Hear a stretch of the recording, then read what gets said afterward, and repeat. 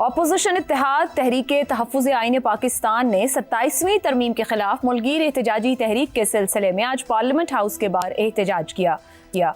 27वीं तरमीम जिसमें इदारों में बड़ी ढांचा जाती तब्दीलियां मुतारिफ करवाई गई हैं, इस पर अपोजिशन जमातों की तरफ से शदीद तनकीद की जा रही है। एहतजाज में तहरीके तहफ़्फ़ुज़ आईन पाकिस्तान के चेयरमैन महमूद खान अचकज़ई, सेनेटर अल्लामा राजा नासिर अब्बास, सलमान अकरम राजा और असद कैसर शामिल थे। 27वीं तरमीम की मंजूरी के बाद मुल्क के कानूनी और सहाफ़ती हलकों में ये दिलचस्प बहस चल रही है कि क्या 27वीं तरमीम के खिलाफ 2007 की तरह की वुकला तहरीक चल सकती है। किसी भी तहरीक की कामयाबी या नाकामी में उस वक्त के मारूजी हालात का सबसे बड़ा दखल होता है।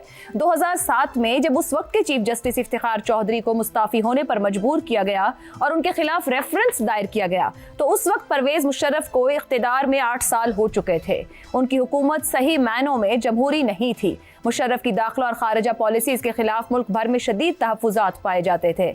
उस वक्त की तमाम छोटी बड़ी जमातें, पाकिस्तान पीपल्स पार्टी, मुस्लिम लीग नून, पाकिस्तान तहरीक इंसाफ और मजहबी जमातें मुकम्मल तौर पर वुकला तहरीक की हिमायत में उतर आईं। वुकला तहरीक में वुकला की अक्सरियत के साथ साथ मीडिया, सिविल सोसाइटी, दानिश्वर, तालिब इल्म भी इस तहरीक का हिस्सा बन गए। इफ्तिखार चौधरी को पाकिस्तान की बार से जबरदस्त सपोर्ट मिल रही थी। मुल्क भर में इस तहरीक को अदल इंसाफ और जमहूरियत की बालादस्ती के साथ देखा जा रहा था। उसी साल जुलाई में इफ्तिखार चौधरी की सुप्रीम कोर्ट से बहाली से साबित हो गया कि जजेस की अक्सरियत भी इफ्तिखार चौधरी के साथ है।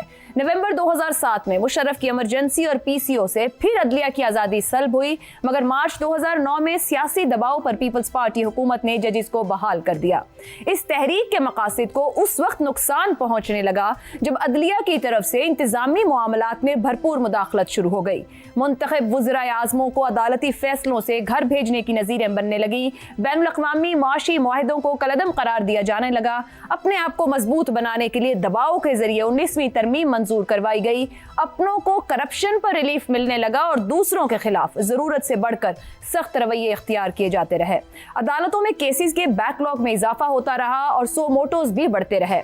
यूं वुकला तहरीक को लीड करने वाले भी कहते पाए गए कि ये वो सहर तो नहीं जिसकी आरजू लेकर चले थे।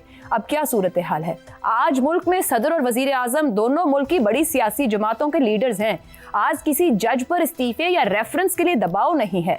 27वीं तरमीम एक मुंतखब पार्लियामेंट ने मंजूर की है और सबसे बढ़कर 2007 के तजर्बे के बाद सिविल सोसाइटी और अवामी हल्के भी क्या अपोजिशन इत्तेहाद के नारों पर यकीन करेंगे?